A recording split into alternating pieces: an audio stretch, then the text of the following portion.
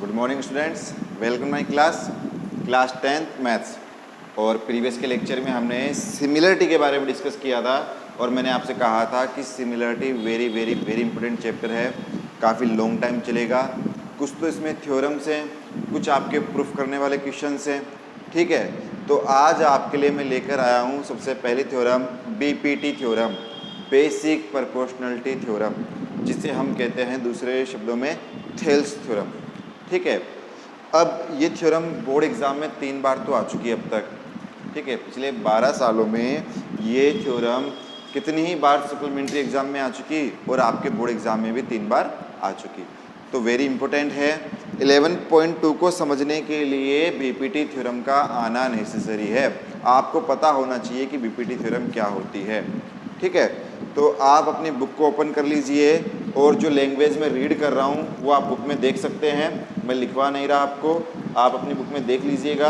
मैं page number बता देता हूँ, स्टूडेंट एडवाइज़र की बुक और पेज नंबर है 103। वहाँ बेसिक प्रोपोर्शनलिटी थ्योरम लिखी हुई है। क्या लिखा हुआ है सुनिए ध्यान से, मैं डायग्राम से समझाता हूँ लैंग्वेज को बोल के, आप अपनी बुक में देखिए।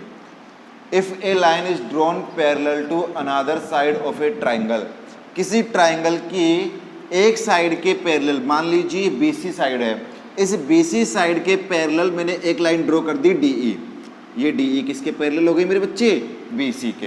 इन लैंग्वेज में बोल रहा हूँ कि if a line is drawn parallel to another side of a triangle, किसी ट्राइंगल के एक साइड के पैरेलल एक साइड ड्रॉ की, तो वो जो आपने साइड ड्रॉ की ना, वो साइड अनदर टू साइड को डी और ई पॉइंट पर इंटरसेक्ट कर रही है, डी और ई पॉइंट पर इंटरसेक्ट कर रही है। तब उस कंडीशन में जो रेशियो बनेगा AD अपॉन DC बराबर होना चाहिए AE अपॉन AC के। ऐसी कुछ लैंग्वेज लिखी हुई है। जब बोर्ड में क्वेश्चन आता है तो लैंग्वेज भी चेंज हो जाती है। क्या लैंग्वेज है, ध्यान से सुनिएगा। If a line is drawn parallel to another side of a triangle, then this line is cut another two sides in the same ratio, AD upon DC बराबर AE upon AC, ठीक है बेटा। तो सबसे पहले गिवन में लिखिए, क्या लिखेंगे? In triangle ABC DE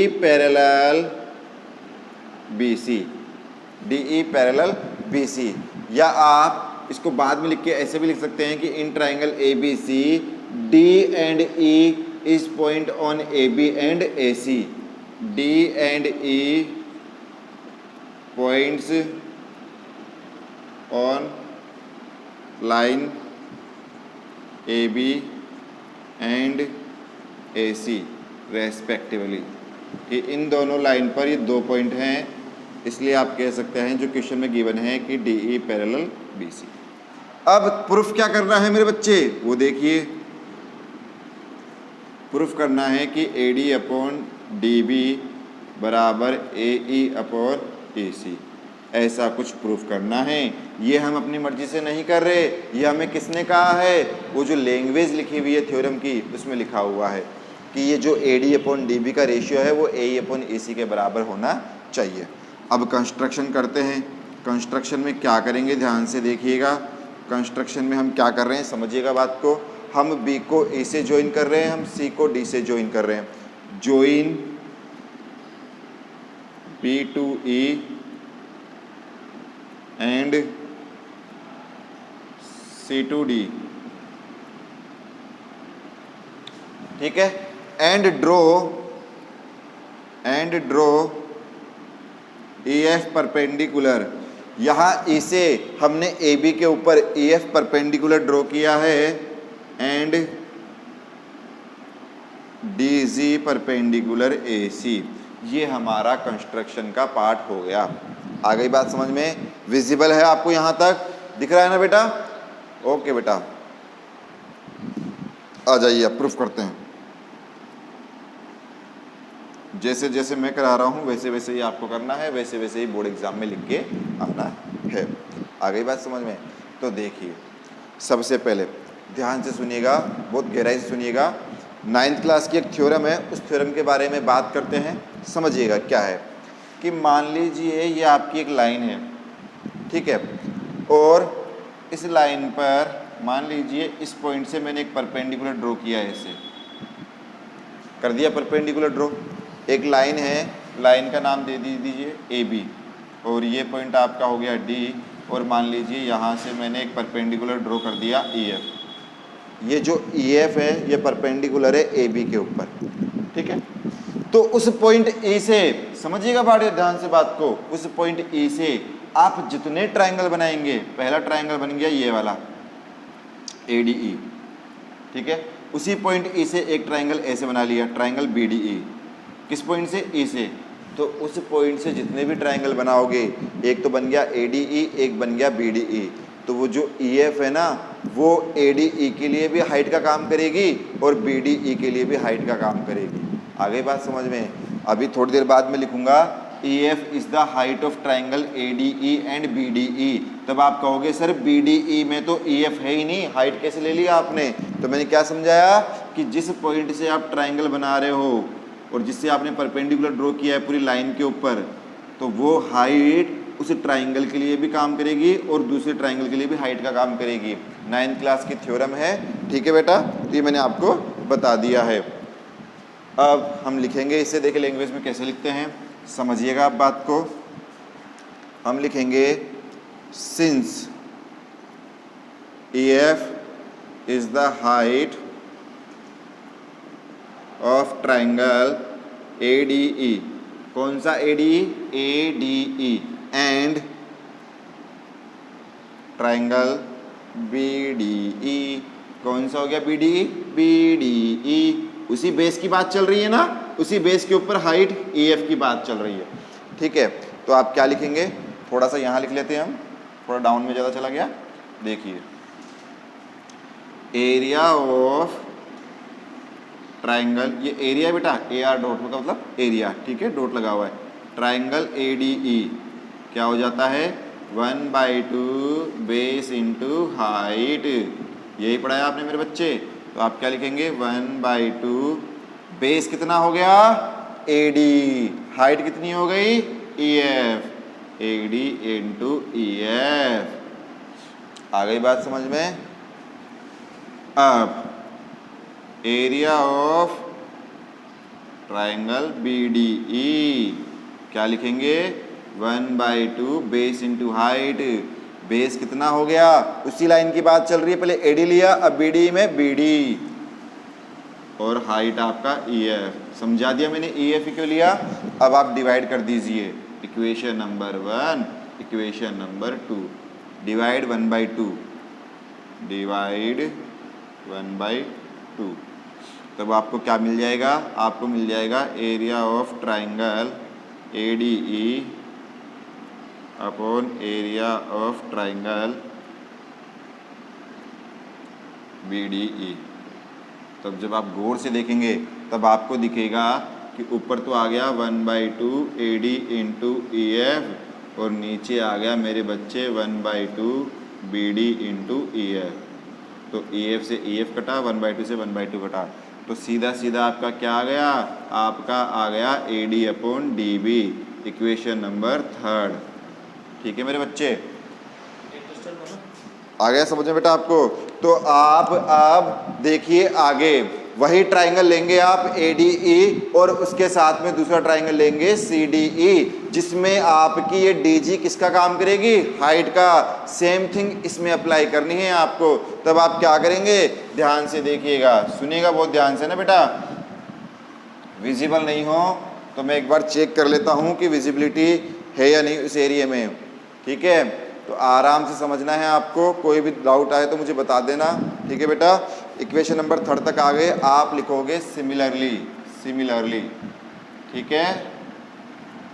similarly आप सीधे सीधे लिख लेना area of triangle A D E और area of triangle C D E. तो यह आपका आ जाएगा 1/2 into A E into D G height हो गई, और नीचे 1/2 ई सी और डी जी हाइट हो गई। यहाँ लिख देना, ब्रैकेट बनाकर लिख देना, एग्जामिनर को बता देना कि भैया ये जो है ना D G is height of DG is height of triangle ADE and triangle CDE। आ गई बात समझ में? ठीक है, तो आपने इसलिए लिखा। अब देखिए 1/2 से 1/2, DG से DG कट जाएगा, तो आपका सीधे सीधा क्या आ जाएगा, AE/EC, इक्वेशन नंबर 4। अब थोड़ा सा पानी पी लो आराम से, पहले काफ़ी बड़ा हो गया ना, इसके आगे और भी है, कुछ खा लो बेटे बेटे, साथ में कुछ खाने पीने का रखा करो, है ना। लाइफ को एंजॉय करते जाओ, मूवी चल रही है ना, सस्पेंस बाकी है अभी। चलिए यहाँ तक कर लिया है ना, आधी मूवी खत्म हो गई, हीरो मार रहा है, अब देखो विलन को मारना है। अब समझिएगा बड़े ध्यान से, जब इस ट्राइंगल में ध्यान से देखेंगे, देखिए दो पैरेलल लाइन के बीच में ट्राइंगल बन रहे हैं। कौन कौन से? एक तो आपका ये वाला जो हमने लिया है, कहाँ लिया है, ये रहा BDE। दूसरा आपका ट्राइंगल बन रहा है कुछ ऐसा वाला, CDE बन रहा है ना। तो दो पैरेलल लाइन के बीच में और सेम बेस पर, देखिए मेरे मार्कर को देखिएगा, देखो यहाँ चल रहा है मार्कर, ये ट्राइंगल बन रहा है, तो बेस कौन सा हुआ, DE। यहाँ देखिए ये ट्राइंगल बन रहा है, बेस कौन सा हुआ, DE। तो एक ही बेस पर और दोनों पैरेलल लाइन के बीच में जो ट्राइंगल बनते हैं, उनका एरिया आपस में क्या होता है बेटा, इक्वल होता है, सेम होता है। कहाँ पढ़ा, 9th क्लास में पढ़ा। किसने पढ़ाया था, सतीश सर ने पढ़ाया था, तो मना कर ही नहीं सकते आप। मैंने पढ़ाया आपको कि दो पैरेलल लाइन के बीच में एक ही बेस पर बनने वाले ट्राइंगल्स का एरिया क्या होता है, इक्वल होता है। याद करो, कौन सा डे याद करोगे, जुलाई या सितंबर का डे याद करो, उसमें बताया होगा आपको नालायकों, ठीक है। तो देखिए क्या लिखोगे, area of triangle BDE and triangle CDE are equal. Reason लिख देना, रीज़न क्या लिखोगे कि दोनों ट्राइंगल सेम पैरेलल लाइन के बीच में और एक ही बेस पर बन रहे हैं। तो अब आप इसकी लैंग्वेज में आराम से क्या लिख सकते हैं, आप लिखेंगे कि triangle BDE and CDE are made between parallel lines.